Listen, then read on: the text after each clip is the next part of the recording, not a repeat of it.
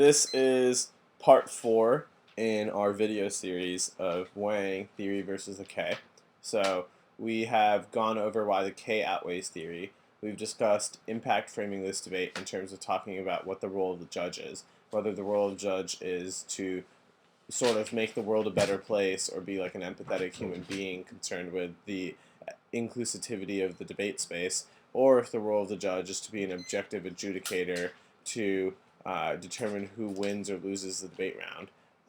It's questionable whether or not the second role of the judge excludes the K, because presumably we could determine the better debater in terms of who makes the world a better place. That's not our traditional understanding of the better debater. Usually we understand the better debater in terms of the flow, but there's no dogmatic reason to prefer the traditional understanding if there are good reasons to deviate from that. And a lot of K debaters are providing very strong reasons we should deviate from that, which is why we're having this conversation in the first place. But regardless, we're not going to just accept one perspective, i.e. that K outweighs theory. We're going to practice both perspectives so that way you know the switch sides debate on this issue and you feel equally comfortable executing both.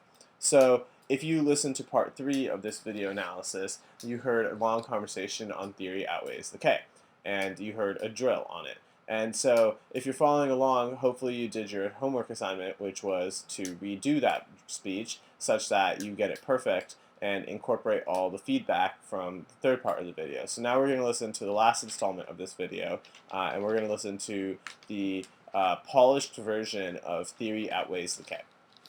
Ready, Kurt? Yeah. Starting with his role of the judge argument. Okay. Ready? Yeah. Okay. The role of judge is for the judge to be objective adjudicator, vote for the better debater because his interpretation is subjective. A judge might think that discourse about homophobia is more relevant to their personal lives than discourse about sexism, which means that it's inevitably going to involve some sort of judge intervention. This also means that voting for the better debater means that you resolve the debate on a line by line because it's the most objective measure on what the judge has to evaluate. You say that the role of judge makes a safe space. However, one, that's the role of coaches and also the role of administrators, not judges. Judges are paid to judge the tournament, which means that they should be objective as possible. Second, the safety of the community is outweighs the safety of any individual around it. As long as the community is safe and prevents exclusion, that should be enough. And three, there is an implicit check on debating a safe space because a lot of judges have in their paradigm if you're being homophobic or if you're being racist and sexist, I'll automatically drop you. Obviously, the line difference between the judges. Me not understanding my framework implicitly justifies racism is different for me saying the N-word, which clearly I'm not doing. For discourse means that discourse is the place for us to engage on arguments and actually learn about arguments, which that inevitably we're going to make mistakes. Debate should be a training ground for us to make those mistakes, and so we can perfect our discourse in the real world later. This always sounds straightforward because if I'm winning both links into his framework and also my framework, and he's only winning links for his framework, I'm sufficiently able to outweigh on the line by line argument. Except my number 2 argument, I link turn your critical discourse. You say that there's a substantive and theoretical abuse. However, the substantive issue is enough for me to lose the debate. Then obviously that substantive issue is unreasonable because I may be unnecessarily costed. The number 2 argument indicates I access internally to your role the judge argument as well. On your number 2 argument, you say always on magic. However, this presumes that you can access some real world change. Debate should the long form to access the real world change asynchronous and inaccessible to a lot of debaters, to a lot of other people because we're spreading out over 300 words per minute. Piece of point is the adversarial nature of debate ensures that I will always oppose your arguments, even if I believe in your arguments. Our switch side debate doesn't help this. Piece of point it's a complete activity. We're both trying to get the ballot. We're trying to get the ballot. Then you can. This means I access all the impacts of number 2 argument. The asynchronous point you silence me, which turns your framework. The C point indicates that you can't evaluate the K debate if I'm skewed, which means that this logically comes to a higher level. I extend the Galloway evidence that fairness is a prerequisite. You say that I'm not literally excluding you. However, that doesn't require me to you to literally exclude me. The argument is that you're being unfair. I can't directly engage in your arguments, which means that I can't have an effective discourse on your arguments. Your second argument is it's distinctly theory to win round and theory being excluded. This argument makes no sense. Obviously, you're on theory to win round. However, once you say K always theory, you're excluding my discourse. You can extend the number of these points key to fairness. You say it's fairness for who? However, it's the fairness for pure debaters in debate round. The ace point that's the only fairness we can control. Even there's unfairness outside the debate round, we can control whether this round is fair or not. These points most verifiable. I don't know that after you run a K, you simply violate the discourse you talk about, which is that we should only care about this specific round. Extend the number of 5 words arguing that only be able to change the world. You say change the world. You say fiat's illusory. However, even if fiat's illusory, it's the most educational way to debate because it allows us to learn and understand how policymakers have been now the only one assisting real world change. 310.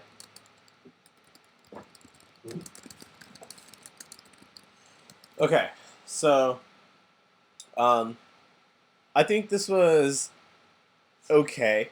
It wasn't bad. I think at the very top, the role of the judge is to be an objective adjudicator because his interp is subjective or her interp is subjective, and there's some sort of intervention that is caused in the role of the judge. I feel like that intervention argument implicitly assumes theory comes first. Sure. Right? So saying theory outweighs the K and then giving theoretical benefits why it outweighs the K presumes your conclusion. Sure, yeah. Do you see what I mean? Yeah. But this was sort of the struggle we had yesterday when we were having this conversation about coming up with unique reasons why we should be an objective adjudicator as opposed to somebody who's concerned about the welfare of the community.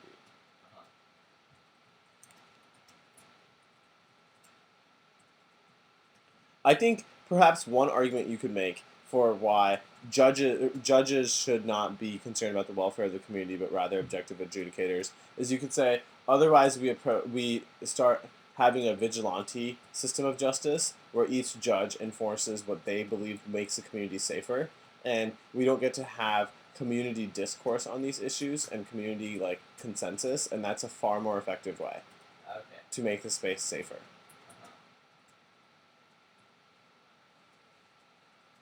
Make sense?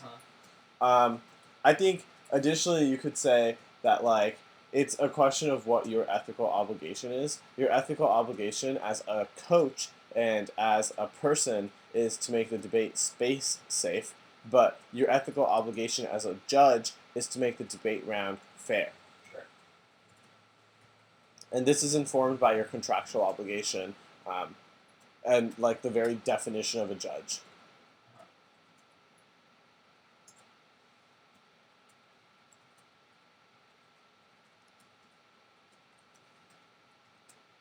So the other conversation that needs to be had is in terms of how long this speech took, right? Right. This is a 2AR. Yeah. Yeah. So if this is the 2AR, you probably can't give this speech in 3 minutes 10 seconds. That would leave you with 0 time to win your theory shell, and ideally some defense on the K as well, right? So you really should be able to execute this debate in about 90 seconds tops.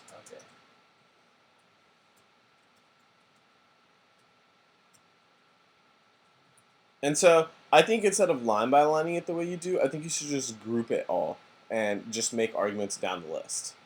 Okay. So how would I group all of these arguments first, and then hope the judge does implicit clash for me? Right, and matches them up. Okay, sure.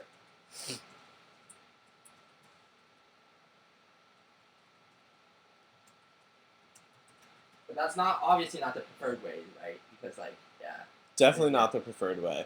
Which is why, in terms of strategy, you should really be asking yourself in the 2AR, did I put myself in a position where I have to win theory? Sure, yeah. Does that make sense? Yeah, because you have to get through way more layers now. Yeah, exactly. So, do you have any questions about this? I think it's worth redoing it one last time and getting it shorter. Getting a 90-second version of it. Sure.